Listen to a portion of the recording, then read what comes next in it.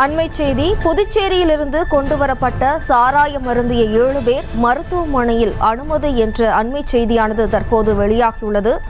விக்கிரவாண்டி அருகே நடைபெற்ற சம்பவத்தை சுட்டிக்காட்டி இபிஎஸ் அதற்காக கண்டனம் தெரிவித்துள்ளார்.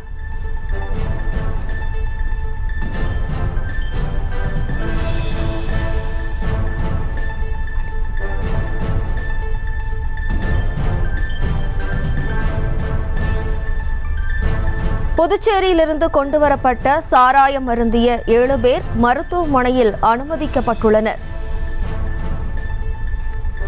கூடுதல் விவரங்களோடு நமது செய்தியாளர் ராஜேஷ் இணைகிறார். வணக்கம் ராஜேஷ், இது தொடர்பான மேலும் விவரம். வணக்கம். தற்போது எதிர்க்கட்சித் தலைவர் எடப்பாடி பழனிசாமி அறிக்கை ஒன்றை கொடுத்திருக்கிறார். அதிலே புதுச்சேரியிலிருந்து கொண்டு வரப்பட்ட அந்த சாராயத்தை அருந்திய 7 பேர் மருத்துவமனையில் அனுமதிக்கப்பட்டுள்ளதாக வரும் செய்தி கவலை அளிக்கிறது என எடப்பாடி பழனிசாமி குறிப்பிட்டிருக்கிறார். விழுப்புரம் மாவட்டம் விக்கிரவாண்டி அருகே புதுச்சேரியிலிருந்து கொண்டு வரப்பட்ட சாராயத்தை குறித்து தற்போது 7 பேர் பாதிக்கப்பட்டிருப்பதாக தெரிய வந்திருக்கிறது. நான் ஏற்கனவே சொன்னது போல அதிகாரிகளை மட்டும் மாற்றிவிட்டால் பிரச்சனை தீர்ந்துவிடும் என திமுக முதலமைச்சர் செயல்படுவதால் எந்த பயனும் அளிக்காது என எடப்பாடி பழனிசாமி தன்னுடைய அறிக்கையிலே சுட்டிக்காட்டி இருக்கின்றார்.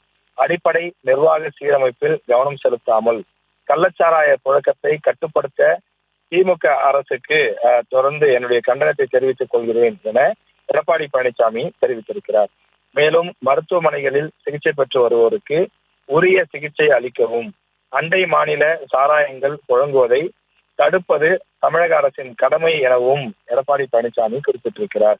தொடர்ந்து இதற்கான விஷயங்களை உணர்ந்து தமிழகத்தினுடைய எல்லைகளில் மதுவிலக்கு சோதனைகளை தீவிரப்படுத்தவும் தமிழக முதலமைச்சரை வலியுறுத்தி கேட்டுக்கொள்கிறேன் என எதிர்க்கட்சித் தலைவர் எடப்பாடி பழனிசாமி குறிப்பிட்டிருக்கின்றார்.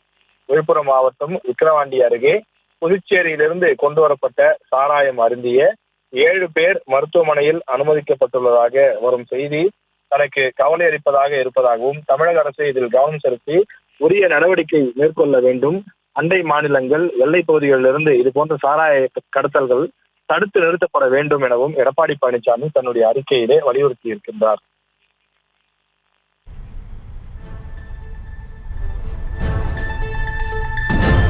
விவரங்களுக்கு நன்றி ராஜேஷ். செய்திகளை உடனுக்குடனும் துல்லியமாகவும் தெரிந்து கொள்ள சப்ஸ்கிரைப் பண்ணுங்க.